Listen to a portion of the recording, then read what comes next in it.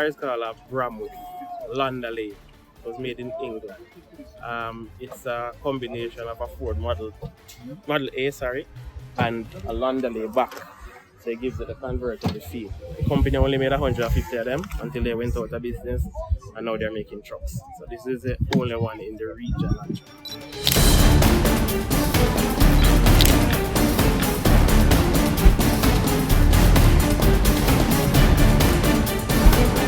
So, what kind of VW is this? What kind of VW?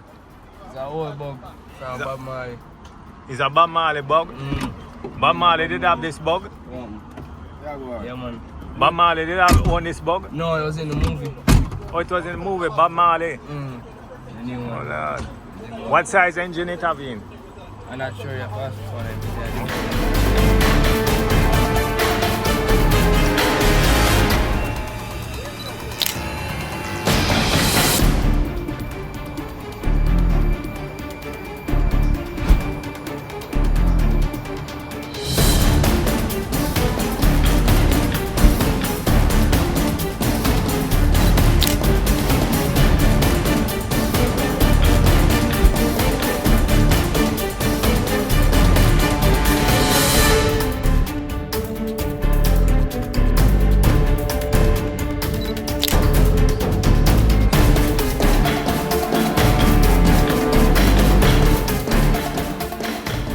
I was writing the guys from abroad and him say the car overheating and him send all sorts of new parts and things.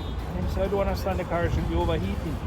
And him say tell me exactly what's happening. So okay, when I drive the car, right, on the road, when we reach 30 miles per hour, all of a sudden I say, hold on. What do you mean you're going 30 miles per hour?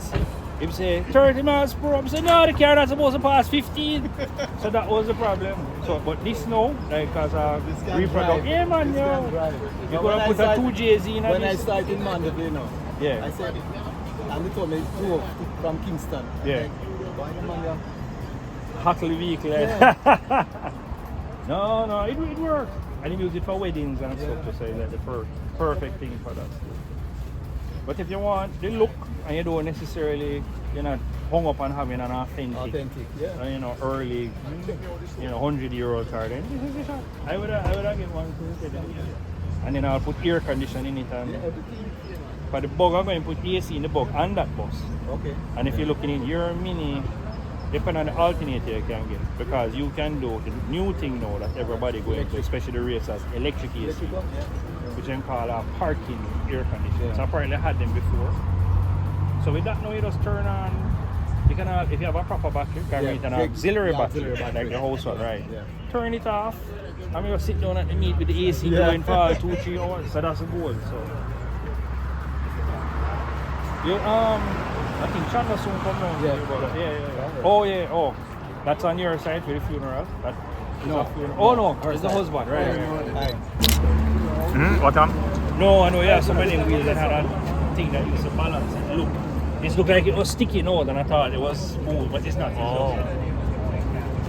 don't know, some older vehicles also have this hub. And while you're driving, it stayed the same. I guess back then it would have been hype, Whoa, it's like the equivalent of spinning wheels, but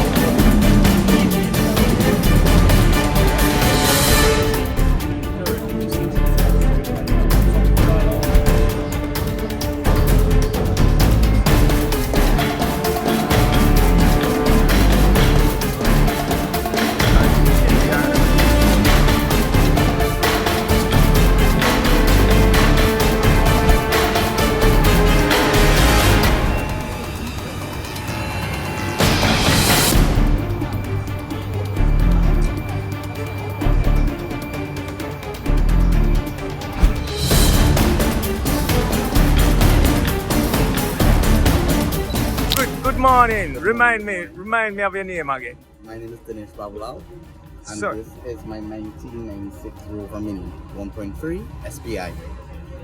The last time we spoke, it was sort of like bone stock. I didn't get the opportunity to do anything to it, but since then, I did a little bit of work, a little bit of upgrading. I put in what they call high performance rotor and distributor, rotor arm, distributor cap, new plug leads, K&N filter, and I also upgraded the alternator because apparently these came with a 45 amp alternator.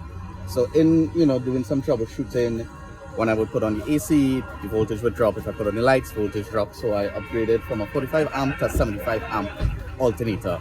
So now I can run AC during the hot days, and at night I can run my lights without having to worry about the battery giving out. Okay, I noticed I haven't seen you for a little while. You have been coming to the shows, but you haven't driven the Mini at all. Yes, that is partly due to the Mini decided that it wanted to eat its rotor arm, hence the reason for the upgrade.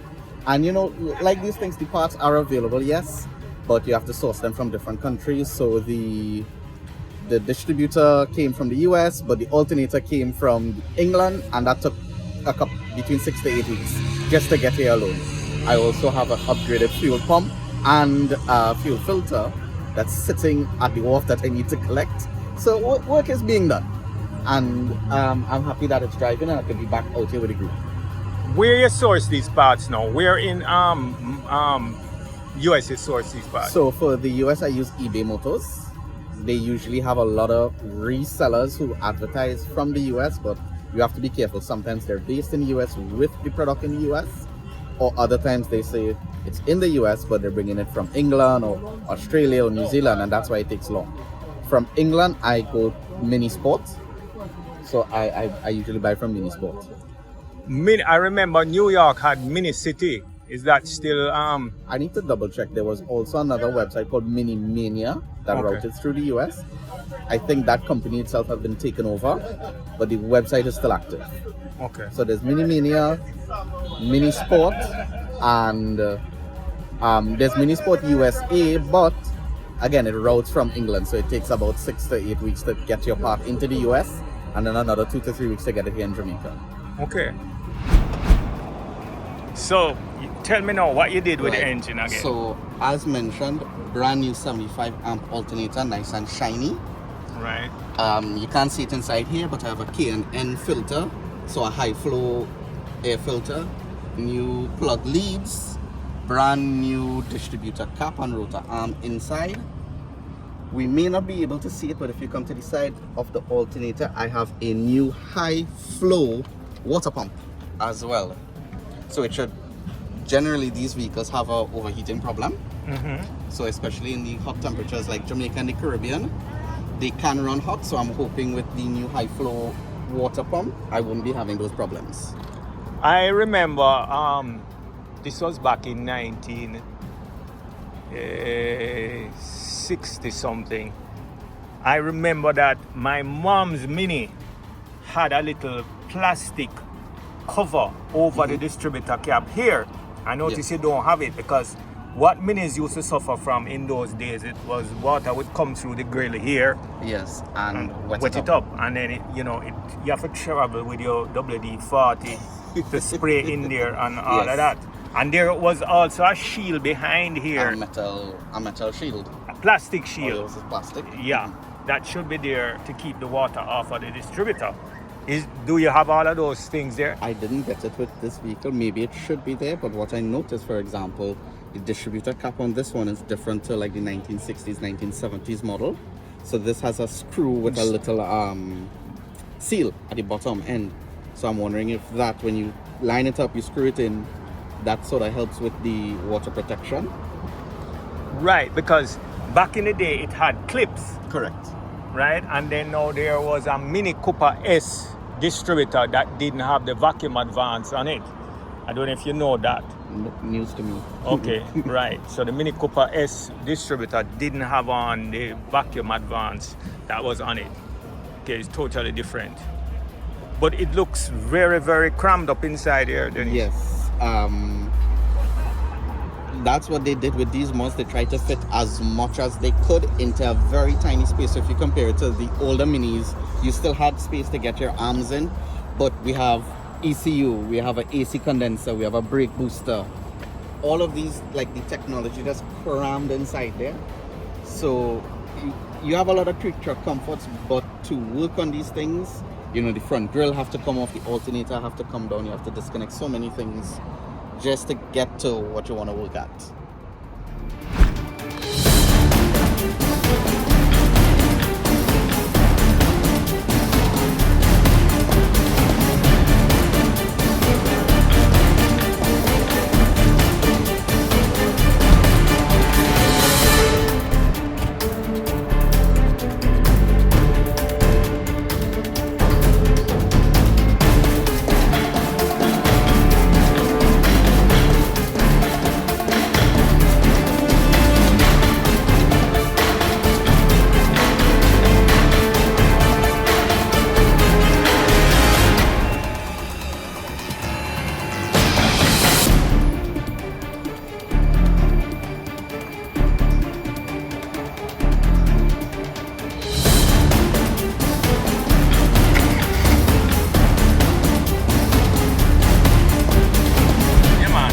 You started. Oh, sound like you're heavy there, man. Well, you know, you have the fuel injection, so that definitely helps with the. What kind of shocks you have on this now, Donny? This has the standard rubber cone suspension that we saw with the first Mini. I was thinking about upgrading to you know, the coil and spring. Yeah. But I've just heard so much about the cone suspension technology that I just decided to keep it stock, you know. Drive past in here. So my mom's Mini had on hydroelastic suspension. Mm-hmm. Right. And that was kind of a nightmare. What kind of speed you get out of this now? So this has a bit of more horsepower. When I say a bit, maybe about 5 or 6, because what we discovered, it could be a Cooper head that's been ported and polished on a Mini block. I also have a 1-inch exhaust, so a little bigger exhaust, bigger airflow on the K&N filter. Unofficially, if I may or may not have done 140 kilometers per hour on a road. But I don't know what kilometers equivalent is in miles per hour. How much is that in That's miles? about 90 miles per hour, give or take. Can't go 100. I probably could. I just never push it more than that. Right. But I mean, in terms of performance, it keeps up well with traffic. I may not accelerate as fast as these new cars, but I can comfortably, very comfortably do the speed limit, 60 kilometers an hour, which is what, about 35 miles an hour. Or if we go on the highway, I can comfortably do 80 miles, which is about 80 kilometers, which is 50 miles an hour. So it really is a comfortable car to be in. As you notice, we're not sweating, Right, so I have right, the AC, right. so it's a really comfortable place to be in. Right. You know, you get, like, you will remember when you get to the rough patches with the Mini, you literally feel everything in the suspension because we're so Yes. low down. Yes. But it's not too bad. It's good. Okay. I see the down here. This is where the AC controls are. Yes. Right. What's down here now?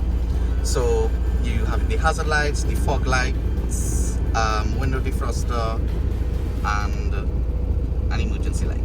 Okay. This is new. I put in, because again with these Minis, they didn't come with the cigarette lighter adapter, but because we have, you know, our phones, we have the cameras and these kind of things, we need some power.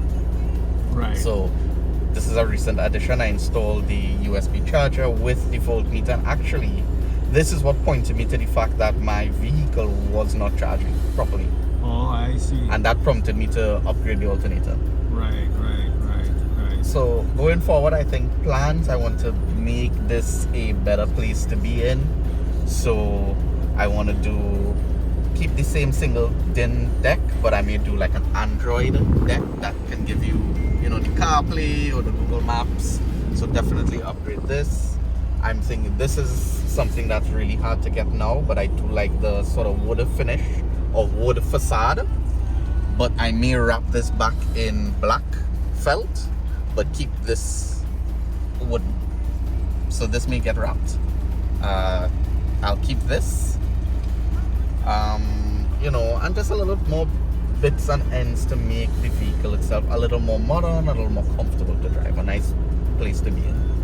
Okay, great. Thank you so very much. Thank you for your time. Yeah, man. And you can look out for my channel and Of see it. course.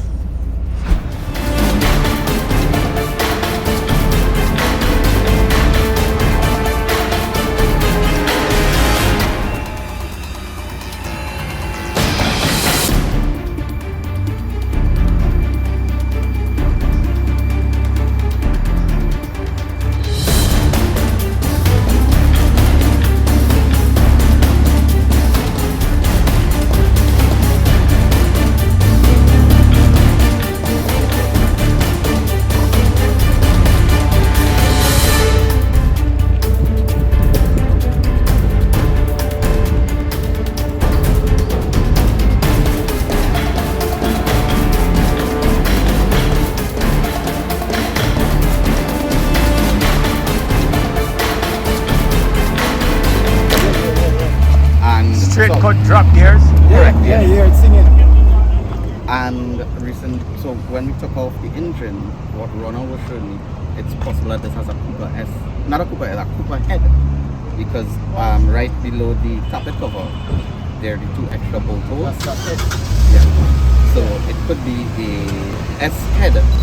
What you say about the head now?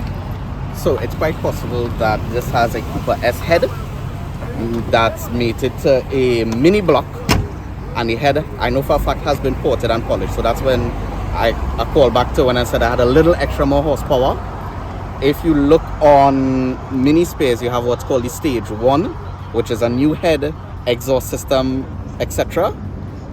The work that's been done to this is equivalent to that, a Stage 1 upgrade with a bigger exhaust, ported head, ported and polished head. That gives you, they estimate, around 80 to 82 brake horsepower. I'm not sure what this is putting out, but let's safely say between 72 to 75 maybe. But like I said, it keeps up in traffic. And as long as I'm not causing a big traffic block behind me, I'm happy. You, because the traffic block behind you. Trust Well, me. Trust me, you wouldn't.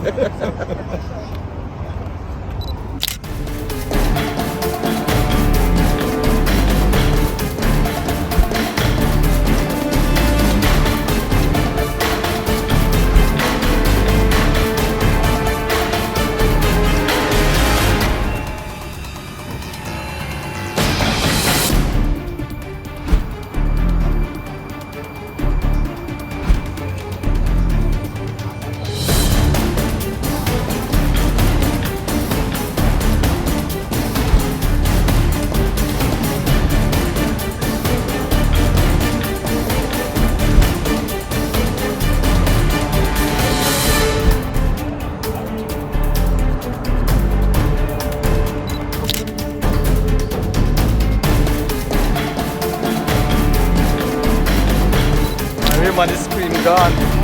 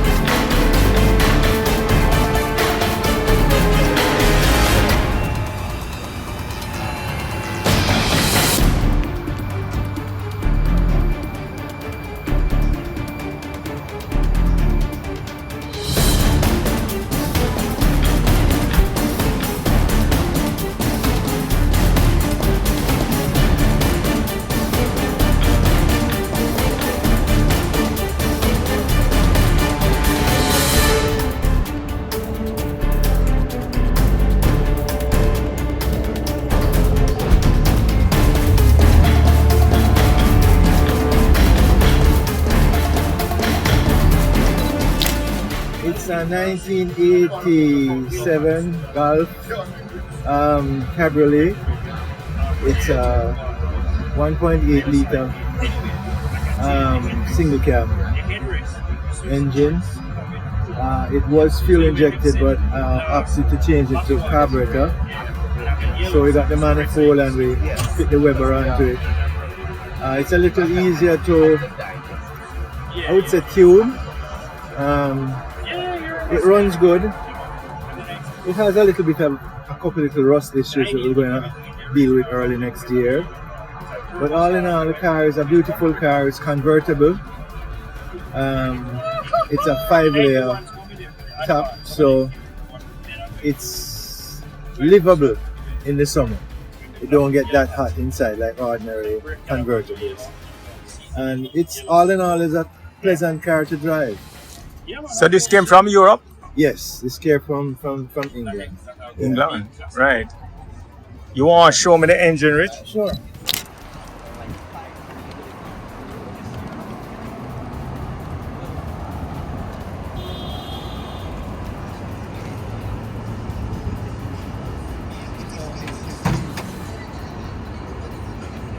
not really very clean, but I would say it's not the worst. Okay. So I hear something on. What is that? The fan. The cooling fan. Here, it just stopped here. Okay. So I remember this engine here now. This Yeah, is the you Golf. remember this engine, right? Yeah, man, the Golf engine. Yeah, the famous Golf engine. Yeah, so what you say you have on it now? You have a Weber? Yeah, we have a Weber. We changed it up to... Which Weber is that? It's a 3236. Alright. And what else you did to it? Nothing else. We just did a valve job. And that's about it. You have an Optima battery there? Yes, Optima.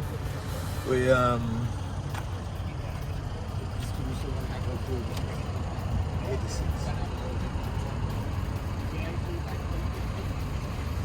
86. What kind of speed you get out of this? I can... Rich, what's up? Whoa, man? yes, a night. What's what you put on that? What is it? What type of coat in it? Wrinkle. Eh? Wrinkle. Wrinkle? What kind of speed you getting out of it, Rich? I can cruise at about 110. With two large individuals, we have gone up to about 130. 130? Yeah. Top. Yeah. But it will cruise at 110 comfortably. And I get in at the moment, I get in about, on the long run, I get in like about 36 miles to the gallon. Oh, nice.